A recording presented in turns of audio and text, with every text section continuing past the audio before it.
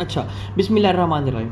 हम जो है ना वो इसके एनाटॉमी के लेक्चर में ना हम बेसिकली डिस्कस करेंगे हमारे पास इंटेस्टाइनल लिगामेंट्स, कि हमारे पास जो है ना वो इंटेस्टाइनल लिगामेंट्स कौन से होते हैं, इसको ज़रा देखना ध्यान से। अच्छा, जो सबसे पहले जो हमारे पास इंटेस्टाइनल लिगामेंट होता है ना, उसे आप कहते हो बेसिकली फाल्सीफॉर्म लिगामेंट। उसे आप कहते हो क्या? फाल्सीफॉर्म लिगामेंट। अच्छा, अब ये जो फाल्सीफॉर्म लिगामेंट होता है ये बेसिकली होता है, देखो मैं कहता हूँ कि मेरे पास जो है ना ये लिवर है, ठीक है, ये लिवर और एंटीरियर एब्डोमिनल वाल, यानी लीवर के एंटीरियर एब्डोमिनल वाल के साथ एक लिगामेंट प्रेजेंट होता है, उसे कहते हैं फाल्सीफॉर्म लिगामेंट। तो हम बात करेंगे जो फाल्सीफॉर्म लिगामेंट होता है ये लिवर से लेके एंटीरियर एब्डोमिनल वाल तक ये लिगामेंट फैला होता है, पहली बात, ठीक है। अच्छा, अब ये जो लिगामेंट फैला होता है इधर आपके पास क्या क्या चीज़ प्रेजेंट होती है, यानी फॉर एग्जांपल अगर ये लिगामेंट डिसरप्ट होता है तो हमारे पास कौन कौन सी चीज़ों में अफेक्ट करता है। सबसे पहले याद रखना कि इधर आपके पास क्या चीज़ प्रेजेंट होती है, आप कहते हो इधर होती है पैरा अम्बिलिकल वेन, ठीक हो गया। उसके बाद सेकंड नंबर पे याद रखना आपके पास होती है लिगामेंटम टेरस हेपेटिस। ये बेसिकली याद रखना, हमने पढ़ा था कि ये हमारे पास जब प्रेगनेंसी में होता है, ठीक है, सीवीएस में हमने पढ़ा था कि हमारे पास कुछ आ रही होती हैं, वेन्स आ रही होती हैं, कुछ आर्टरीज आ रही होती हैं, ठीक है, मदर से आ रही होती हैं, ठीक है, प्लेसेंटा से। तो फिर हमारे पास वो जब चेंज होती है उसे हम कहते हैं वो लिगामेंटम टेरस हेपेटिस के अंदर चेंज हो रही होती है, ठीक है। अच्छा, अब देखो हमने कहा कि हमारे पास liver to the anterior abdominal wall कौन सा लिगामेंट प्रेजेंट होता है? फाल्सीफॉर्म लिगामेंट प्रेजेंट होता है। और यहाँ कौन सी होती है? पैरा अम्बिलिकल वेन होती है, साथ लिगामेंटम टेरस हेपेटिक होता है। अच्छा, अब ये लिगामेंट ओरिजिनेट कैसे करता है? याद रखना हमारे पास मेजेंटेरी होती है, ठीक है, ये हमने जीआईडी में बड़ी डिस्कस की है बात, लेकिन हाँ हमारे पास होती है वेंट्रल मेजेंटेरी। तो ये जो लिगामेंट होता है ये हमारे पास वेंट्रल मेजेंटेरी से ओरिजिनेट कर रहा होता है, पहली बात, ठीक है। उसके बाद हमने कहा यहाँ पैरा अम्बिलिकल वेन होती है, लिगामेंटम टेरस हेपेटिस होता है, ठीक है। और उसके बाद हमारे पास liver to the anterior abdominal wall ये फैला होता है, इसे कहते हैं फाल्सीफॉर्म लिगामेंट, ठीक है। सेकंड नंबर पे जो हमारे पास सेकंड नंबर पे लिगामेंट प्रेजेंट होता है उसे आप कहते हो बेसिकली हमारे पास क्या होता है? हेपेटोड्यूडिनल लिगामेंट।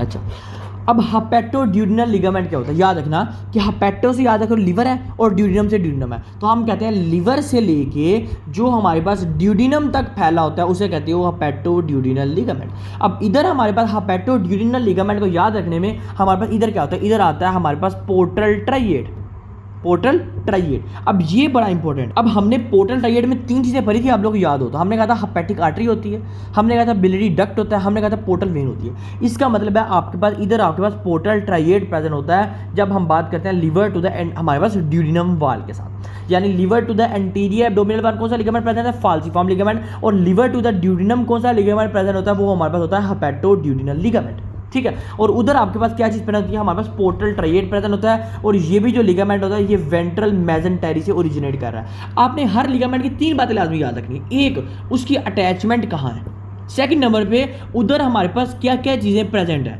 थर्ड नंबर पे इसकी ओरिजिन क्या है, ये कहाँ से ओरिजिनेट करता है। तो इसका मतलब है जो आपके पास फाल्सीफॉर्म लिगामेंट है liver to the anterior abdominal wall फैला होता है, इधर आपके पास पैरा अम्बिलिकल वेन और लिगामेंटम टेरस हेपेटिस होता है, थर्ड नंबर पे it is originated from the ventral mesentery, second number पे हेपेटोड्यूडिनल लिगामेंट। हेपेटोड्यूडिनल लिगामेंट जो होता है वो लिवर टू द ड्यूडिनम फैला होता है, इधर पोर्टल ट्राइएड प्रेजेंट होता है, hepatic artery, biliary duct and portal vein, और ये भी ओरिजिनेट करता है किससे? वेंट्रल मेजेंटेरी से। अच्छा, अब इधर आपको एक चीज़ बता दूं कि हमारे पास जो हेपेटोड्यूडिनल लिगामेंट होता है ना, यहाँ आपके पास एक ओमेंटम प्रेजेंट होता है, हम उसे कहते हैं ओमेंटल फोरामेन, क्या कहते हो? ओमेंटल फोरामेन, या ओमेंटम कहते हैं या फोरामेन कहते हैं। अच्छा, अब ये जो होता है ना फोरामेन बेसिकली ये हमारे पास क्या फैला होता है जिसे आप कहते हैं ओमेंटल फोरामेन। ये बेसिकली हमारे पास जो ग्रेटर सैक और लेसर सैक को हमारे पास दबाए रख रहा होता है, यानी हमारे पास ग्रेटर जो स्टमक का सैक होता है, लेसर सैक और ग्रेटर सैक।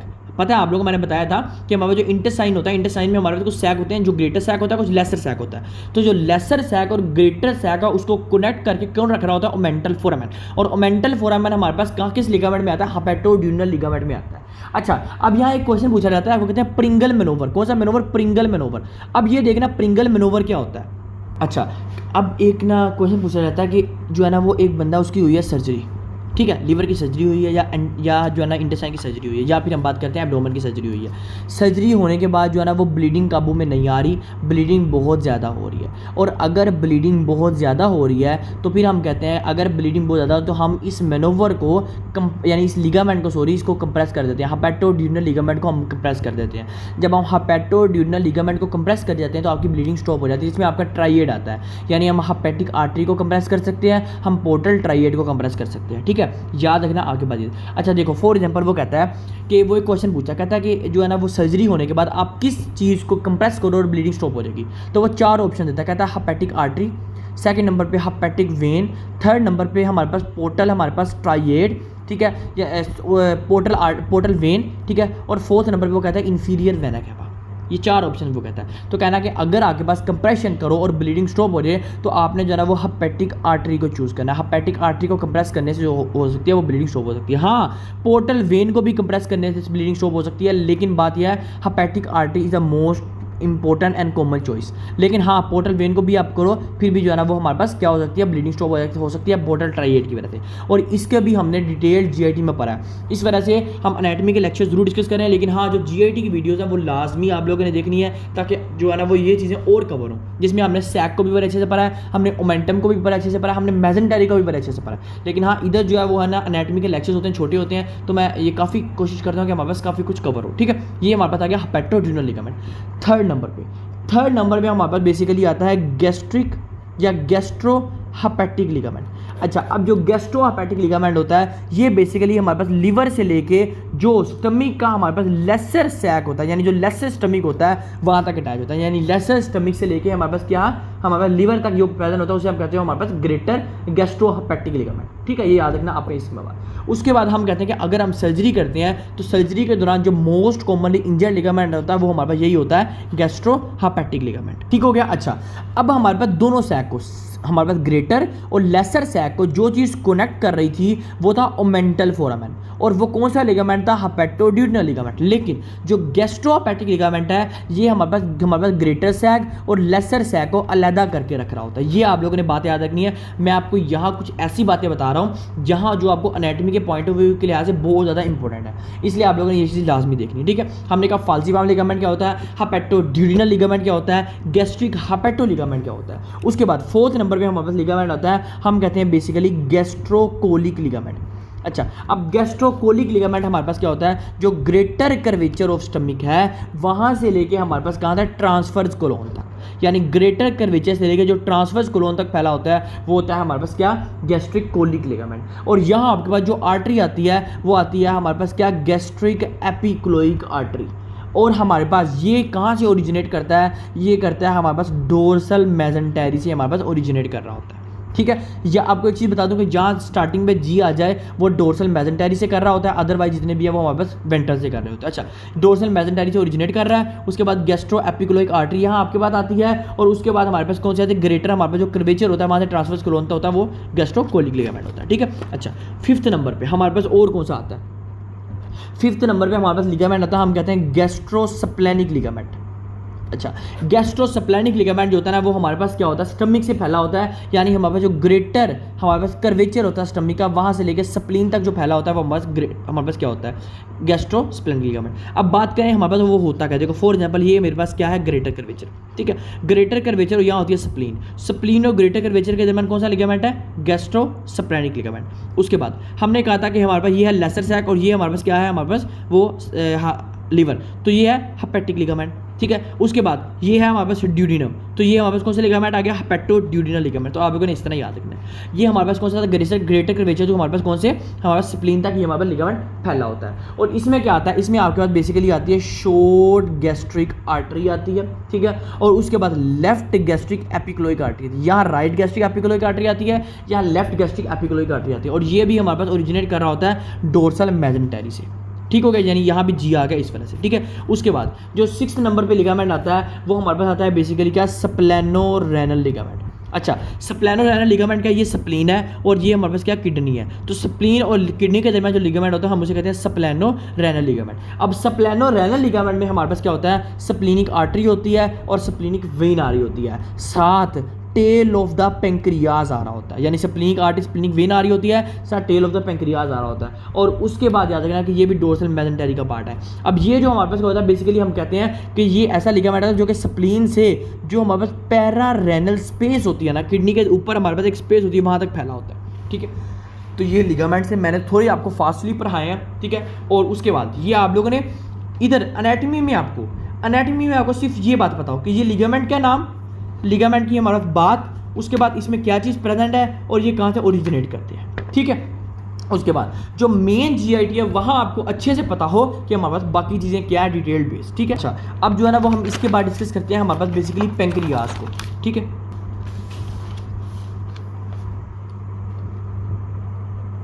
अच्छा, अब ये पेंक्रियाज का भी आपने ज़रा टॉपिक ना अच्छे से देखना कि हमारे पास क्या है सबसे पहले। अच्छा, सबसे पहले तो आपको ये चीज़ बताऊं कि पेंक्रियाज का आप लोगों ने बार बार पढ़ा होगा कि इंसुलिन। अब ये इसके बारे में डिटेल्ड क्या है, देखो सबसे पहले याद रखना पेंक्रियाज में ना आपके दो तरह के ग्लैंड होते हैं, ठीक है। एक हमारे पास होता है बेसिकली एक्सोक्राइन ग्लैंड, ठीक है। सेकेंड नंबर पर जो ग्लैंड होते हैं वो होते हैं बेसिकली क्या, एंडोक्राइन ग्लैंड। यानी दो तरह के ग्लैंड है, एक है एक्सोक्राइन ग्लैंड, एक है एंडोक्राइन ग्लैंड। जो हमारे पास एक्सोक्राइन ग्लैंड होते हैं ना उसे आप कहते हो डक्ट ग्लैंड, इसमें डक्ट प्रेजेंट होती है। जो एंडोक्राइन होती है ना ये कहते हैं डक्ट लेस ग्लैंड, इनमें आपके पास डक्ट प्रेजेंट नहीं होती, ठीक है। उसके बाद इन डक्ट का मतलब क्या है, इन डक्ट का मतलब ये कि जो डक्ट ग्लैंड होती है ना वो आपके पास ब्लड में नहीं जाते। जो हमारे पास डक्ट लेस ग्लैंड होती है ना ये आपके पास जो होते हैं ये ब्लड में जाते हैं, यानी जो चीज़ प्रोड्यूस करती है वो ब्लड में जाती है, ठीक है। अब उसके बाद इनके क्या पार्ट होते हैं याद रखना, इसमें हमारे पास होता है बेसिकली हेड, ठीक है। इसमें होता है हमारे पास क्या, नेक, इसमें होती है हमारे पास क्या, बॉडी, और होती है हमारे पास टेल, ठीक है। अब ये स्ट्रक्चर है बेसिकली पेंक्रियाज का। हम कहते हैं this is called head, this is called neck, this is called body and this is called tail. तो ये पेंक्रियाज का स्ट्रक्चर है और हमने कहा दो तरह का काम करता है, एक एक्सोक्राइन काम करता है, एक एंडोक्राइन काम करता है। अब बात करते हैं कि हमारे पास और बातें क्या। पहली बात आपको बताऊं कि जो हमारे पास पेंक्रियाज है this is are retroperitoneal organ, और रेट्रोपेरिटोनियल ऑर्गन के बारे में हमने कहा था यहाँ सिरोजा प्रेजेंट नहीं होती, यहाँ एडवेंटिशिया की लेयर प्रेजेंट होती है, ठीक है। ये हमारे पास है पेंक्रियाज के बारे में। अब देखो हमारे पास बेसिकली हम पहले पढ़ते हैं कि हमारे पास जो एंडोक्राइन के ग्लैंड के तौर पे काम करता है ना ये क्या होता है। एंडोक्राइन पेंक्रियाज की बात करते हैं तो ये तीन तरह के हार्मोन का प्रोड्यूस करता है, यानी तीन तरह के सेल्स होते हैं। एक होता है हमारे पास अल्फा सेल्स, एक होता है हमारे पास बीटा सेल्स, और एक होता है हमारे पास डेल्टा सेल्स, ठीक है। जो अल्फा सेल्स होते हैं ना ये बेसिकली हमारे पास प्रोड्यूस करते हैं ग्लूकागोन जो कि ग्लूकोज को स्टोर कर रहा है। बीटा जो होते हैं ये बेसिकली प्रोड्यूस कर रहा होता है इंसुलिन, और जो डेल्टा सेल या गैमा सेल्स भी इसे कहते हो हम कहते हैं सोमैटोस्टेटिन। तो ये तीन चीज़ें आप लोगों को याद रखनी है इसके अंदर, ठीक है। ये हमारे पास प्रोड्यूस कर रहा है। अब बेसिकली हमारे पास जो ग्लूकागोन का मीटर होता है ये हमेशा इन्वर्स चल रहा होता है इंसुलिन की, यानी बॉडी में जब इंसुलिन हाई होती है ग्लूकागोन कम होता है। और याद रखना ज़्यादातर जो ग्लूकागोन हाई होता है ना उसकी वजह से बॉडी में इंसुलिन बाहर नहीं निकल पाती। यानी अगर फॉर एग्जाम्पल ग्लूकागोन मेरी बॉडी में बहुत ज़्यादा है तो ग्लूकागोन क्या करेगा, मेरी बॉडी में इंसुलिन को सप्रेस करेगा। जब इंसुलिन कम होगी इसकी वजह से क्या होगा, इसकी वजह से बॉडी में मेरे पास हाइपरग्लाइसीमिया होगा और मुझे डायबिटीज़ होगी। और this type of diabetes is called type 2 diabetes. यानी दो तरह की टाइप, एक 1 होती है 2 होती है। 1 में इंसुलिन बॉडी में प्रोड्यूस ज़रूर होती है लेकिन किसी भी रीज़न की वजह से बाहर नहीं निकल रही होती, रेजिस्टेंस हुई होती है। लेकिन जो टाइप 1 होती है उसमें इंसुलिन ही प्रोड्यूस नहीं होती किसी भी वजह से, ठीक है। ये बात है। और सोमैटोस्टेटिन वैसे ही हमारे पास जो है ना वो हमारे पास हार्मोन है, ठीक है। ये हम बात करेंगे बाद में। देखो इसको सोमैटोस्टेटिन को हम जरूर डिस्कस करेंगे। अच्छा, अब हम बात करते हैं हमारे पास क्या एक्सोक्राइन के तौर पे, कि एक्सोक्राइन के तौर पे कौन से। एक्सोक्राइन के तौर पे हमारे पास पहला आता है पेंक्रियाटिक लाइपेज।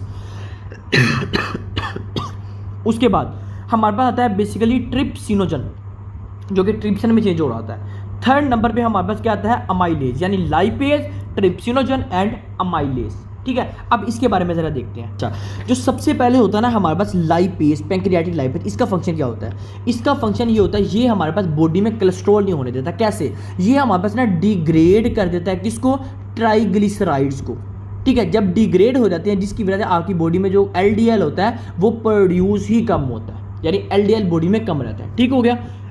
ये था पेंक्रियाटिक लाइपेज का फंक्शन। अच्छा, अब बेसिकली ये होता क्या, मैं आपको एक चीज़ बताऊं बड़े इंपॉर्टेंट में कि पेंक्रियाटिक लाइपेज में क्या। देखो फॉर एग्जांपल कहता हूँ कि ये हमारे पास जो है ना वो कार्बन के मॉलिक्यूल्स हैं, ठीक है, इसे आप कहते हैं ये कनेक्ट है, और ये कहते हैं कि ये मेरे पास जो है ना वो ट्राइग्लिसराइड है, यानी दिस इज कॉल्ड ट्राइग्लिसराइड।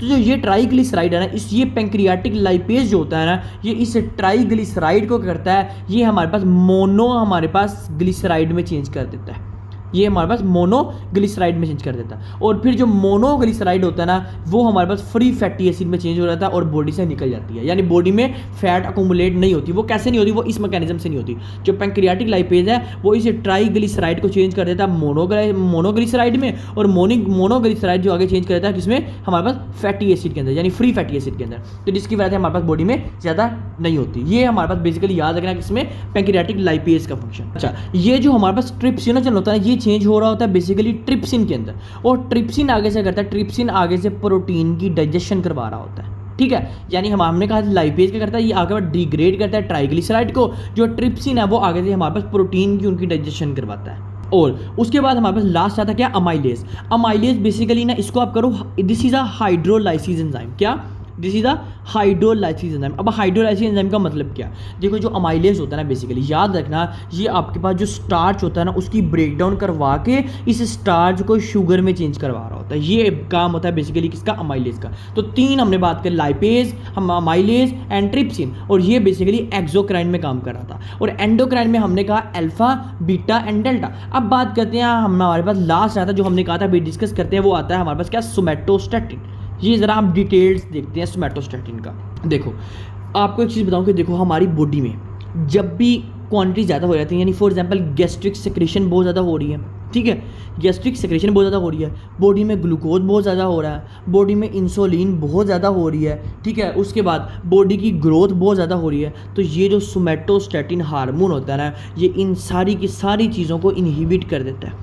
जब इन सारी की सारी चीज़ों को इनहिबिट कर देता है ना, तो बॉडी फिर से नॉर्मलाइज आ जाती है। देखो होता है ये भला क्या कि देखो एक पेशेंट आता है जहाँ ना ये सारी की सारी गैस्ट्रिक सेक्रेशन बहुत ज़्यादा हो रही है, वो खाता इतना नहीं है लेकिन सेक्रेशन बहुत ज़्यादा हो जाती है, ठीक है, वो ईटिंग हल्की सी भी ईट करता है तो गैस्ट्रिक सेक्रेशन स्टार्ट हो जाती है। फिर ये जो सोमैटोस्टैटिन होता है, ये इस गैस्ट्रिक सेक्रेशन को कम करता है ताकि बॉडी में रिफ्लेक्स पैदा ना हो। जो कहते हैं ना, जो पेशेंट आते हैं एसिड रिफ्लेक्स के साथ, वो कहते हैं जो है ना, वो पेशेंट जो स्टमक में बहुत पेन हो रही है, ठीक है, और उसकी वजह से हम कहते हैं हम गैस्ट्रिक सेक्रेशन को कम करते हैं, ठीक है। इस वजह से हम ओमेप्राजोल भी देते हैं, वो जाके पेप्टाइड सेल्स को इनहिबिट कर रहा होता है। लेकिन जो सोमैटोस्टैटिन होता है, ये हमारी बॉडी में नॉर्मल फिजियोलॉजिकल प्रोसेस है जो कि प्रोड्यूस हो रहा होता है हमारे पास डेल्टा सेल्स ऑफ पैंक्रियाज से।